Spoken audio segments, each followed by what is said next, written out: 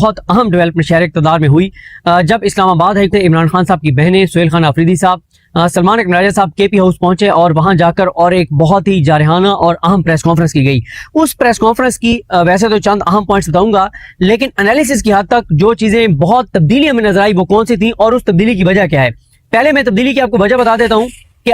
कल जब Islamabad high court में इमरान खान साहब के और बुशरा बीबी साहिबा के अल कादिर केस की समाअत हुई, तो उस समाअत के बाद इमरान खान साहब की तीनों बहनें सुहेल खान आफरीदी साहब, महमूद खान चकज़ई साहब, मीना खान आफरीदी साहब, कासिम जमान साहब, अखुंज़ादा हुसैन साहब, इनकी बहुत अहम मीटिंग हुई। तकरीबन 2.25 घंटे की अहम तरीन मीटिंग हुई। ये एक साइड पर बैठे रहे, तस्वीर आपने देखी होंगी, सोशल मीडिया पर आई हुई है। फिर उसके बाद इसी मीटिंग के दौरान अल्लामा राजा नासिर अब्बास साहब ने भी उनको ज्वाइन किया और इस मीटिंग में बहुत ही तफसील के साथ चीजें डिस्कस हुई। और इस मीटिंग के बाद हमें बहुत सी चीजें तब्दील होती हुई नजर आई। हमें अलीमा खानम साहिबा की गुफ्तगू में बहुत बड़ी तब्दीली नजर आई, हमें उनकी स्ट्रेटजी में तब्दीली नजर आई। आपने देखा होगा कि बहुत से लोग ये बात कर रहे थे, हम भी ये बात कर रहे थे। फिर मुराद सईद साहब ने जो शहजाद अकबर साहब को इंटरव्यू दिया, उसमें मुराद सईद साहब ने भी कहा कि आखिर क्यों नहीं इमरान खान साहब की बहनों के साथ बैठा जाता। इमरान खान साहब की बहनें बैठे, तहरीक तहफ़्फ़ुज़ पाकिस्तान की क़यादत बैठे, सलमान अकबर राजा साहब बैठे, गौहर साहब बैठे, सुहेल आफरीदी साहब बैठे, सब बैठे और एक स्ट्रेटजी बनाए।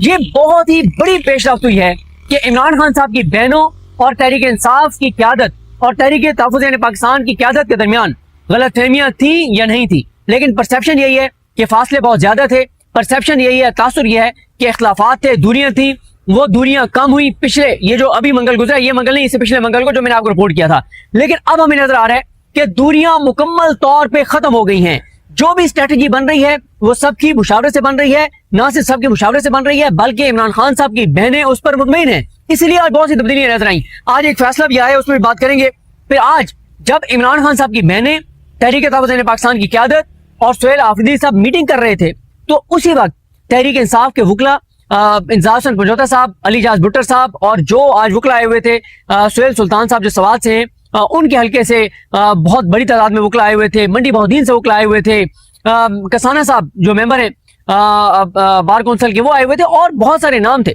तो ये तमाम वकला इस्लामाबाद हाई कोर्ट से निकले, इस्लामाबाद हाई कोर्ट से निकलकर ये सुप्रीम कोर्ट तक गए, सुप्रीम कोर्ट से वापस इस्लामाबाद हाई कोर्ट तक आए और एक अच्छी एक्टिविटी उन्होंने की। अच्छा, और मैं एक खबर कंफर्म नहीं कर सका, हालांकि मेरी सलमान अकबर राजा साहब से भी वहां पे मुलाकात हुई, अली जाज भुट्टर साहब वगैरह से भी मुलाकात हुई। अली जाज भुट्टर साहब का एक बयान चल रहा है, मैं कोशिश करूंगा कि आप उनके कल उन्हें कॉल करूंगा, उनसे पूछूंगा कि जो उन्होंने कहा है कि सलमान अकबर राजा साहब की मुलाकात हुई है जस्टिस जाहिया खान से और उन्होंने यकीन दहानी कराई है कि ईद के बाद इमरान खान साहब के जो पेंडिंग केसेस हैं वो सुप्रीम कोर्ट में लगाए जाएंगे। तो खैर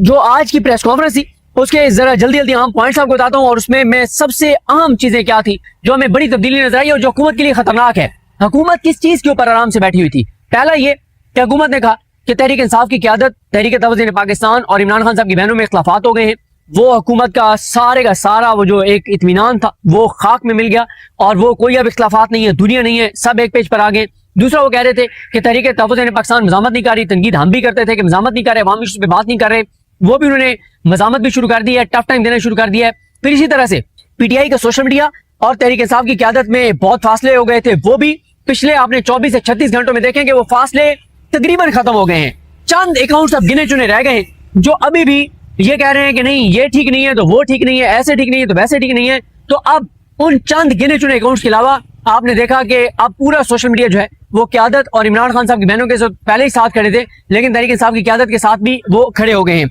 अच्छा, एक तो जो प्रेस कॉन्फ्रेंस थी उसमें सुहेल आफरीदी साहब ने वीडियो दिखाई जिसमें उन्होंने बताया कि बुलेट गन में डाल रहा है एक पुलिस एहलकार। फिर उन्होंने वो वीडियोस भी दिखाई जहां पे बुलेट लगे हैं तहरीक इंसाफ के वर्कर्स को। एक वर्कर इफ्तिखार, शायद उनका नाम था इफ्तिखार शाह, जिनको वहां पर बिठाया गया था और उनको उनके जिस्म में अभी भी बुलेट मौजूद था। फिर सुहेल आफरीदी साहब ने यह भी दिखाया कि रास्ता पुलिस ने बंद किया हुआ था, वो तो रास्ता खुलवा रहे थे। जो लाखों पाकिस्तानियों को जलील किया गया, ख्वार किया गया, वो हुकूमत और हुकूमती इदारों की वजह से हुए, तहरीक इंसाफ ने रोड बंद नहीं किया था। फिर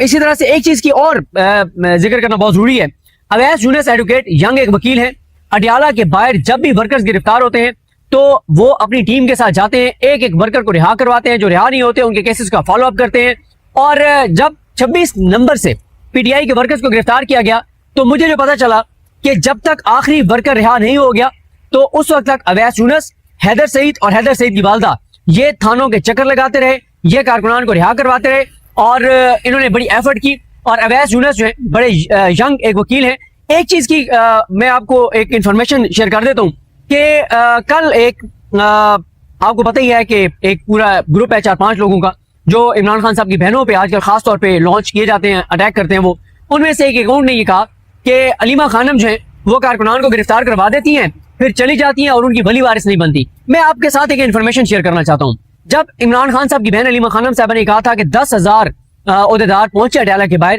اور اس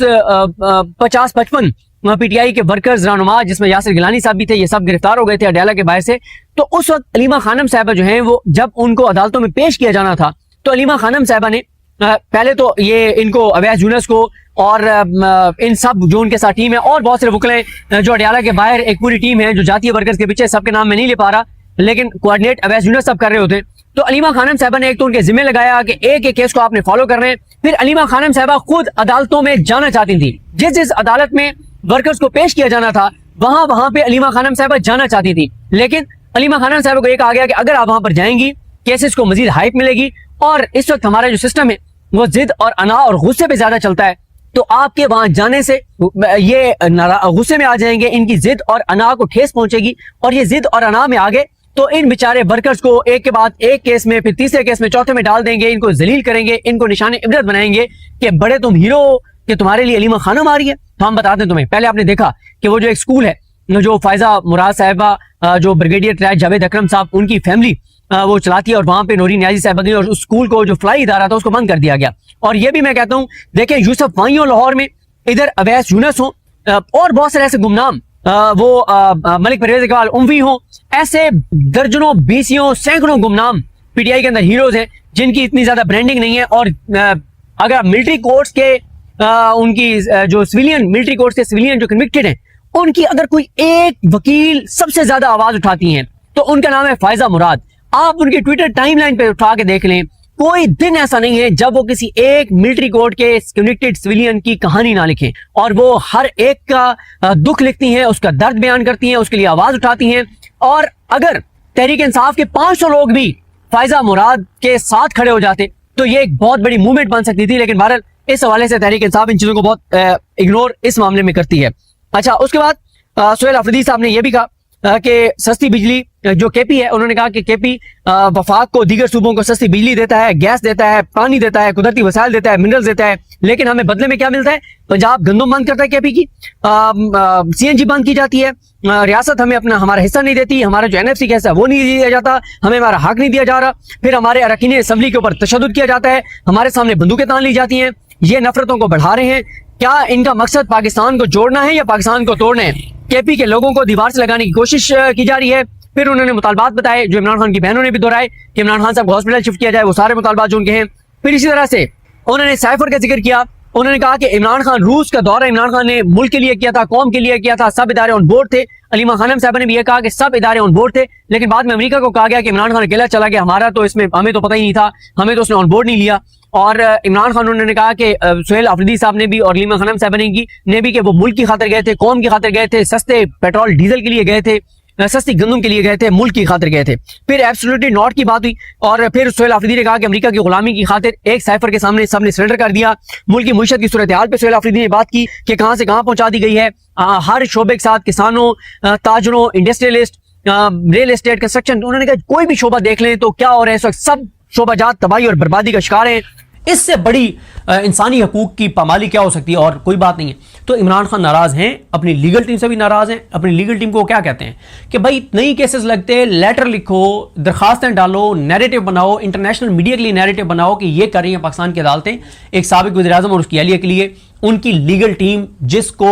جس لیگل ٹیم کو 30 کروڑ روپے سے زیادہ کی فیسیں مل چکی ہیں, وہ نیریٹو ان کے لیے نہیں بناتے. بھائی نئی کیسز آپ لگوا سکتے, نہ لگوائیں, نیریٹو تو بنائیں, چیخیں تو صحیح, چلائیں تو صحیح, روئیں تو صحیح, آہو بکا تو کریں, کوئی سسکیاں تو آپ کی سنائی دیں, کوئی نیریٹو تو بنے, کوئی مظلومیت کا نیریٹو بنے, کوئی عدالتوں کی ناانصافی کا نیریٹو بنے. یہ وہ نیریٹو بھی نہیں بناتے, اور اس کی وجہ یہی ہے کہ وہ نہیں چاہتے کہ ان کے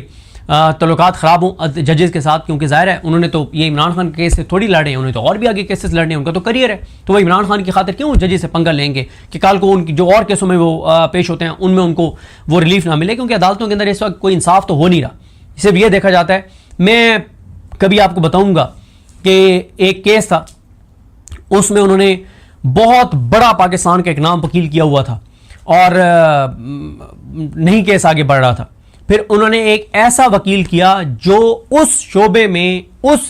اسپیسیفک فیلڈ کے اندر اس کا کوئی ایکسپیرینس نہیں تھا, کوئی اس کے اندر کوئی صلاحیت نہیں تھی, قابلیت نہیں تھی, لیکن صرف یہ ہے کہ جس عدالت میں اس نے پیش ہونا تھا اس عدالت کا اور ان کا پیر ایک تھا, وہ پیر بھائی تھے. پیر بھائی کہتے ہیں کہ اگر میں ایک پیر کا مرید ہوں اور ایک اور بھی بندہ اسی پیر کا مرید ہے تو وہ کہتے ہیں دونوں پیر بھائی ہیں. ٹھیک ہے, کہ میں جس پیر کا مرید ہوں یہ بھی اسی پیر کا مرید ہے. تو جائی صاحب اور سامنے جو وکیل پیش ہو رہا تھا, یہ دونوں پیر بھائی تھے,